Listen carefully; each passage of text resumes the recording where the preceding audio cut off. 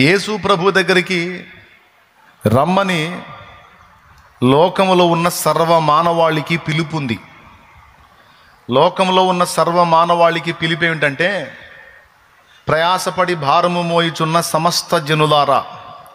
ఇందులో కులమని కానీ మతమని కానీ బీద ధనిక జాతి వర్ణ ప్రాంతీయ భేదాలు ఏమీ లేకుండా అందరూ సమస్త జనులారా నా యొద్దకు రండి అనేది దేవుని పిలుపు. ప్రయాసపడి భారము మోయుచున్న సమస్త జనులారా నా యొద్దకు రండి, నేను మీకు విశ్రాంతి కలుగజేస్తాను అనే పిలుపు అందరికీ ఇచ్చాడు. అయితే ఇక్కడ ఒక విచిత్రమైన మాట అన్నాడు, తండ్రి నాకు అనుగ్రహించిన వారందరూ నా యొద్దకు వత్తురు అన్నాడు. అంటే ఇక్కడ కొంచెం ఆలోచించాల్సిన మాట ఇది. తండ్రి నాకు అనుగ్రహించిన వారందరూ నా యొద్దకు వత్తురు అంటే, తండ్రి అనుగ్రహించనోళ్ళు కూడా కొంతమంది ఉంటారు అనే సంగతి చెప్పకనే చెప్తున్నాడు ఆయన. అంటే కొంతమందిని తండ్రి ప్రభువు దగ్గరికి ఆకర్షిస్తాడట, పరలోక తండ్రి.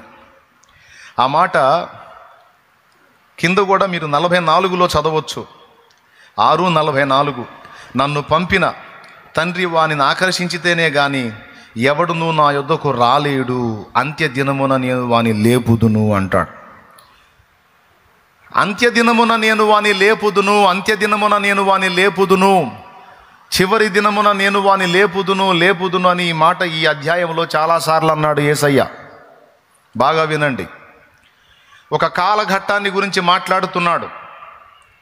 ఆ కాలం గురించి ఏం మాట్లాడుతున్నాడంటే, ఒక కాలం వస్తుంది, ఆ కాలములో ప్రభువునొద్దకు వచ్చిన వారు ప్రభువునందున్న వారందరినీ కూడా లేపుట కొరకు యేసయ్య పంపబడ్డాడట. ఈ మాట యేసయ్యే మాట్లాడుతున్నాడు. సరే, ఇది బాగానే ఉంది. తండ్రి నా యొద్దకు ఆకర్షించితేనే కానీ ఎవడు నా దగ్గరకు రాడన్నాడు. అలాగే తండ్రి నాకు అనుగ్రహించిన వారే నా దగ్గరకు వస్తారు అని ఈ మాట 2 సార్లు మాట్లాడాడు. 65వ వచనంలో మనం చూస్తే, తండ్రి చేత వానికి కృప అనుగ్రహింపబడకుంటే ఎవడును నా యొద్దకు రాలేడని ఈ హేతువును బట్టి మీతో చెప్పి తిన నేను. అది 3 మాటలు మనం కలిపి చదివితే, ఒకడు యేసు ప్రభు దగ్గరికి రావాలి, ఆయనలో స్థిరపడాలి, ఆయన యొద్ద నిలిచి ఉండాలి, ఆయన యందు విశ్వాసం ఉంచి అందులో వేళ్ళూనుకోవాలి అంటే 3 జరగాలట. 1, ఆ వ్యక్తిని ప్రభువుకి తండ్రి అనుగ్రహించాలి. 2, ఆ వ్యక్తిని తండ్రి ప్రభు దగ్గరికి ఆకర్షించాలి, యేసయ్య దగ్గరికి. 3, ఆ వచ్చేవానికి దేవుడు కృప అనుగ్రహించాలి. ఈ 3 మళ్ళీ చెప్పుకుందాం. మొట్టమొదటిది, తన కుమారునికి ఈ వ్యక్తిని ప్రభు తండ్రి, పరలోక తండ్రి ప్రభువుకి అంటే మన యేసయ్యకి అనుగ్రహించాలి, యేసయ్య దగ్గరకు వచ్చేటట్టు ఆకర్షించాలి. 3వది, అలా వచ్చేవానికి కృప అనుగ్రహించాలి. ఈ 3 ఉంటేనే ఒకడు క్రీస్తులో విశ్వసించగలుగుతాడు, విశ్వాసంలో స్థిరంగా ఉండగలుగుతాడు. ఈ 3 కానీ దక్కకపోతే ఎవడు ప్రభు దగ్గరకు రాలేడు, వచ్చినా నిలబడలేడు. ఈరోజు మన ధన్యత, మన భాగ్యం, మన అదృష్టం ఏంటంటే ఈ 3 మనకు దక్కినాయి. దేవుని అనుగ్రహం, దేవుని ఆకర్షణ, దేవుని కృప. దేవుని అనుగ్రహం, దేవుని ఆకర్షణ, దేవుని కృప, ఈ 3 మనకు దొరికినాయి. ఎందుకని మనకు దొరికినాయి? లోకంలో ఉన్న మిగిలిన వాళ్ళకి ఎందుకని దొరకలేదు? ఇప్పుడు మనకు మాత్రమే ఇచ్చి వాళ్ళకి ఇవ్వకపోతే దేవుడు పక్షపాత అవుతాడు కదా. దేవుడు అందరినీ ప్రేమించాలి, ఆకర్షించేవాడు అందరిని ఆకర్షించాలి, కృప ఇచ్చేవాడు అందరికీ కృప ఇవ్వాలి, అనుగ్రహం అందరికీ దయ చూపాలి, ఆయన అందరికీ అనుగ్రహించాలి, అనుగ్రహం చూపాలి. కానీ కొందరినే ఆయన ఆకర్షిస్తున్నాడు, కొందరికే కృపనిస్తున్నాడు, కొందరికి అనుగ్రహం చూపుతున్నాడు. కొందరే ఇరుకు మార్గమున ప్రవేశింప పోరాడండి, అందులో ప్రవేశించువారు కొద్దిమందే. ఆ దారి సంకుచితమై ఉన్నది, అందులో ప్రవేశించే వాళ్ళు కొద్దిమందే. విశాల మార్గం ఉంది, అది వెడల్పు, అది విశాలం, దానిలో ప్రవేశించువారు అనేకులు. కానీ ఇరుగు మార్గంలో ప్రవేశించువారు కొద్దిమందే. ఈ కొద్ది మందే అనే మాటను మనం గుర్తుపెట్టుకోవాలి.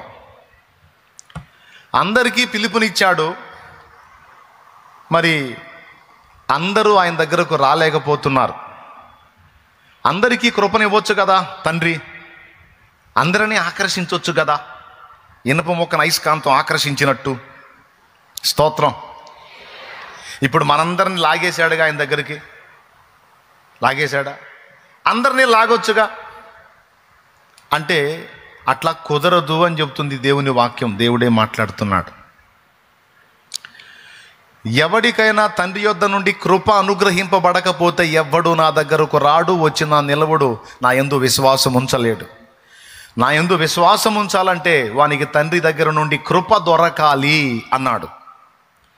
ఇప్పుడు మనందరం కృప పొందాం.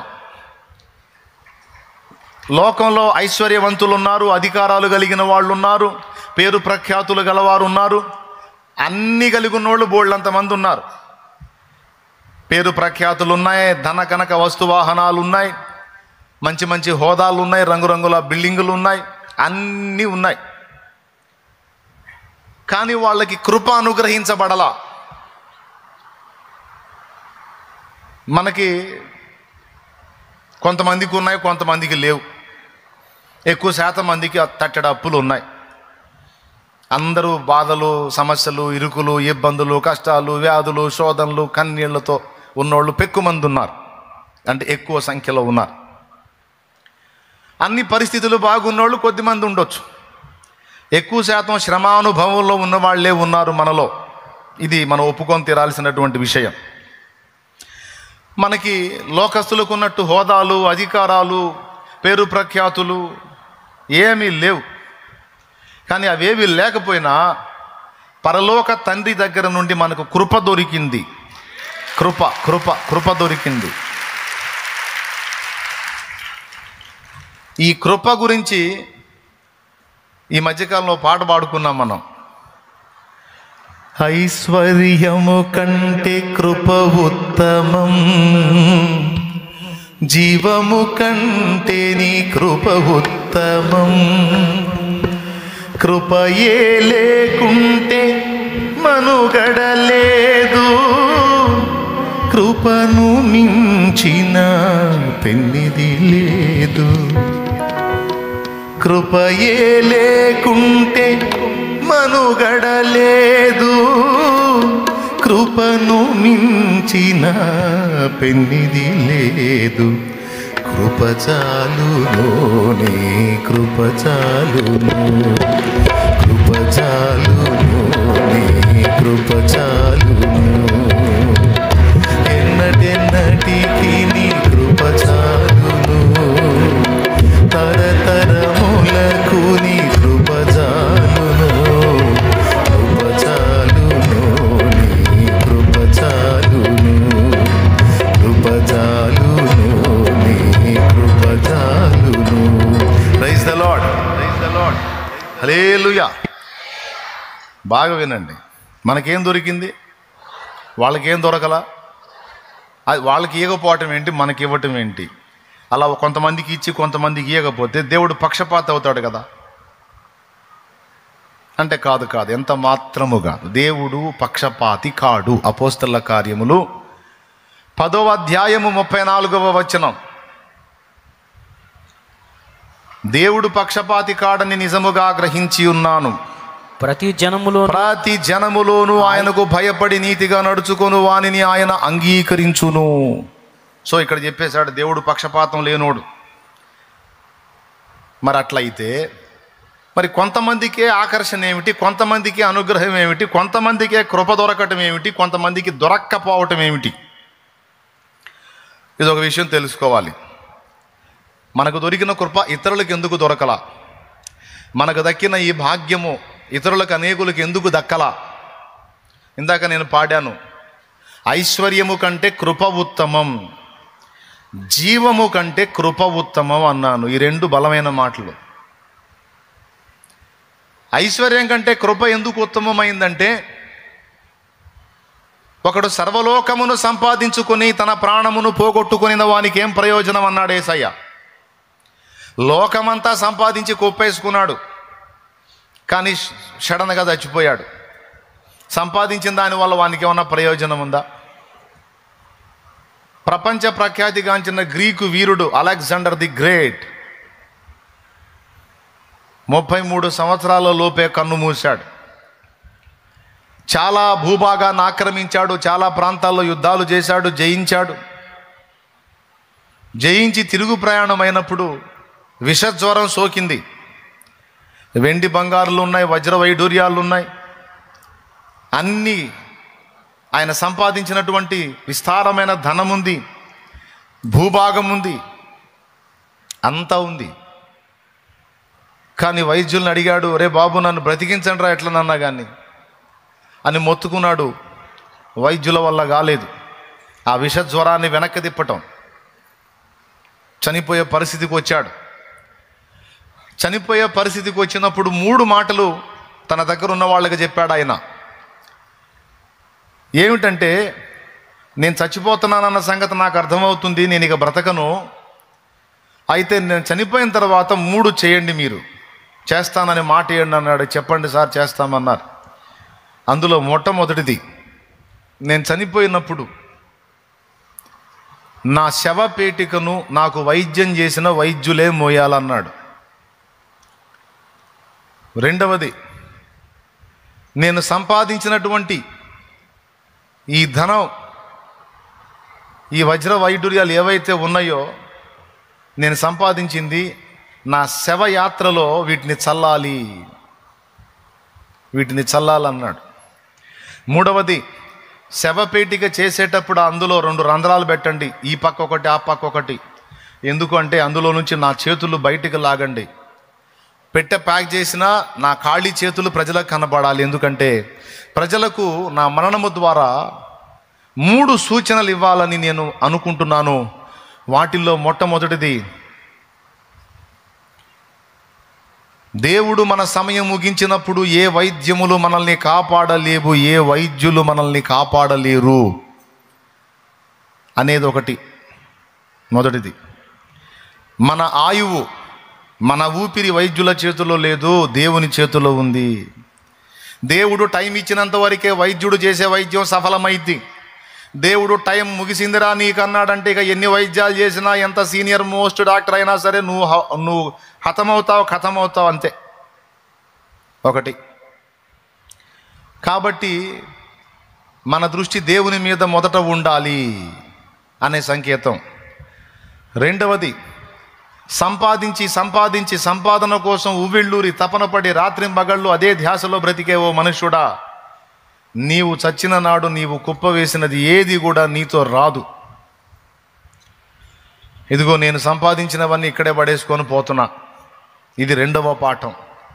మూడవది, చచ్చిన తర్వాత తీసుకెళ్లేది ఏమీ లేదు. ఇదిగో ఈ లోకంలోకి వచ్చేటప్పుడు ఖాళీ చేతులతో వచ్చా, చచ్చి తిరిగి వెళ్ళేటప్పుడు ఖాళీ చేతులతోనే పోతున్నా, ఏమీ తీసుకెళ్ళట్లేదురా. ప్రపంచంలో చాలా భూభాగాన్ని గెలిచిన వీరుణ్ణి నేను, కానీ పోయేటప్పుడు రిక్త హస్తాలతో వెళ్తున్నాను. మనుషుడా జాగ్రత్త పడమని ఒక సంకేతాన్ని ఇచ్చాడు. అందుకే అలెగ్జాండర్ ది గ్రేట్ అన్నారు. దేవునికి స్తోత్రం.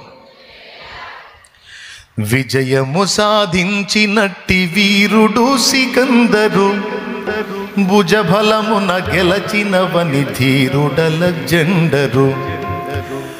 విజయము సాధించినట్టి వీరుడు సికందరు, భుజబలమున గెలచినవని ధీరుడలెగ్జాండరు. ధ్వజమునెత్తి పోరు గెలిచిన నిజమిప్పుడు వారు మనే కదయ్యా. ధ్వజమునెత్తి పోరు గెలిచిన నిజమిప్పుడు వారు మనే కదయ్యా.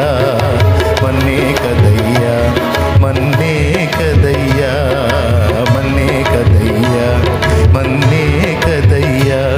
మనలోని ఆత్మజ్యోతియే తప్ప మహిలోనిదంత మన్నే కదయ్యా. మనలోని ఆత్మజ్యోతియే తప్ప మహిలోనిదంత మన్నే గదయ్యా. మన్నే గదయ్యా, మన్నే గదయ్యా, మన్నే గదయ్యా, మన్నే గదయ్యా. దేవునికి మహిమ. ఇప్పుడు చెప్పండి, సర్వ సంపదలు ఉన్నాయి, విస్తారమైన రాజ్యం ఉంది. అయినా సరే అలెగ్జాండర్ పోయాడు పరదేశకు పోయాడో పాతాళానికి పోయాడో అడగబోతే కానీ తెలియదు మనకి. దేవునికే స్తోత్రం. ఆఖరికి ఆయన రాజ్యాన్ని ఆయన వారసులు పంచుకోవడానికి వారసులు కూడా లేరు ఆయనకి. ఆయన చేతి కింద ఉన్న నమ్మకమైన 4 సైనికులు 4 భాగాలు వాటాలు వేసుకొని పంచుకున్నారు. అది అలెగ్జాండర్ స్టోరీ. ఈ సంగతి దానియేలు గ్రంథంలో కూడా లిఖితమైంది. అలెగ్జాండర్ ఇంకా లైన్లోకి రాకముందే ఆ వచ్చినోడు ఏమవుతాడు, ఏ విధంగా అతని కథ ముగుస్తుందనే సంగతులన్నీ కూడా దేవుడు చెప్పేశాడు తన గ్రంథమందు. బాగా వినండి ప్రియులారా.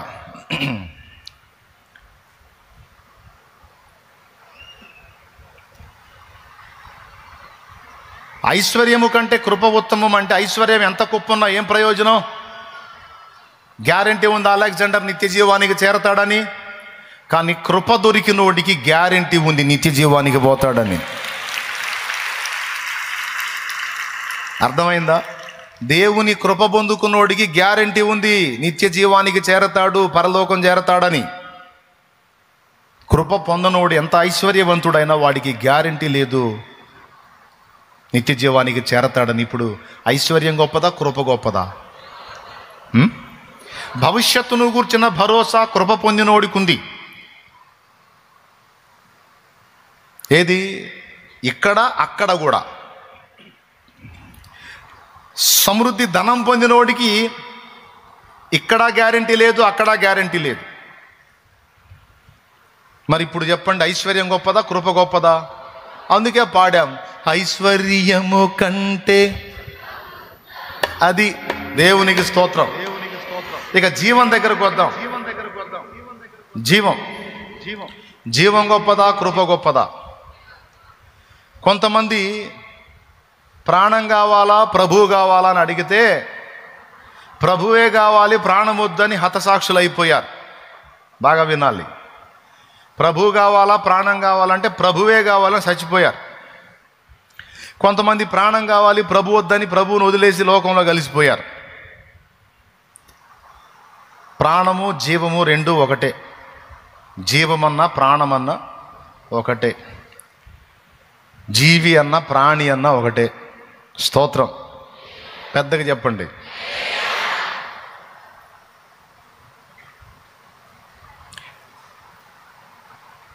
ప్రాణం కావాలనుకున్నాడు ప్రాణాన్ని దక్కించుకున్నాడా? కొద్ది కాలం తర్వాత అది ఎటు పోయింది. కొంతమంది ప్రాణం పోతే పర్వాలేదు కానీ కృప కావాలి, దేవుని కృప నాకు కావాలి, నేను దేవుని పక్షంగానే ఉంటానని దేవుని నిమిత్తం తమ ప్రాణమును పెట్టడానికే ఇష్టపడ్డారు. వాళ్ళకేం దొరికింది? కృప దొరికింది. దేవునికి స్తోత్రం. నాకు దేవుడొద్దు, ప్రాణం కావాలనుకున్నోడికి ప్రాణం దక్కిందా? మహా అయితే కొన్నేళ్ళు బతుకుతాడేం, తర్వాత అయినా సావాల్సిందేగా. పర్మనెంట్గా బతికేవాడు చెప్పలేమండి. మంచి దంచు ఒకని ముంచి సంచిలోన ఉంచిన మించిన బంగారము పెంచిన నీ దేహము. మంచి దంచు ఒకని ముంచి సంచిలోన ఉంచిన, మంచి దంచు ఒకని ముంచి సంచిలోన ఉంచిన మించిన బంగారము పెంచిన నీ దేహము. మించిన బంగారము పెంచిన నీ దేహము. పెంచుము ఎన్నాళ్ళకుండునో మరణించిన చోమన్నే గదయ్యా. పెంచుము ఎన్నాళ్ళకుండునో మరణించిన చోమన్నే గదయ్యా. మన్నే గదయ్యా, మన్నే గదయ్యా, మన్నే గదయ్యా, మన్నే గదయ్యా. మనలోని ఆత్మజ్యోతి ఎదప్ప మహిలోనిదంత మన్నే గదయ్యా. మనలోని ఆత్మజ్యోతి ఎదప్ప మహిలోనిదంత మన్నే గదయ్యా. మన్నే గదయ్యా, మన్నే గదయ్యా, మన్నే గదయ్యా, మన్నే గదయ్యా. దేవునికి మహిమ. ప్రాణం వద్దు ప్రభువే కావాలన్నోడికి కృప దొరికింది. ప్రభు వద్దు ప్రాణమే కావాలనుకున్నోడికి ప్రాణం దొరికింది. అది కూడా కొంతకాలం ఉంది, పోయింది. కృపజాలనుకున్నోడికి శాశ్వత జీవం దక్కింది. శాశ్వత జీవం దక్కిందండి. అందుకే నా నిమిత్తము తన ప్రాణము పెట్టువాడు దాన్ని సంపాదించుకొనును. అర్థమైందా? నా నిమిత్తము తన ప్రాణమును పోగొట్టుకునివాడు దాన్ని దక్కించుకుంటాడు. తన ప్రాణమును కాపాడుకొన దూచువాడు దాన్ని పోగొట్టుకుంటాడు. నా నిమిత్తం ప్రాణం పెట్టువాడు దాన్ని దక్కించుకుంటాడు. తేల్చి పడేశాడు. దేవునికి మహిమ కలుగునుగాక. హల్లెలూయా. ఇప్పుడు చెప్పండి, జీవం గొప్పదా, కృప గొప్పదా? జీవము కంటే కృప గొప్పది. జీవం పోయినా పర్వాలా, తిరిగి దాన్ని ఇవ్వగలడు మన దేవుడు. అది వింత. అమ్మో నా జీవం పోతే మళ్ళా రాదేమో, అయ్యో నా ప్రాణం పోతే మళ్ళా దక్కదేమో అనే చింత దేవుని పిల్లలకు లేదు. నువ్వు 20 సార్లు చంపినా సరే 21వ సారి మళ్ళా లేపగల సమర్థుడు మన దేవుడు.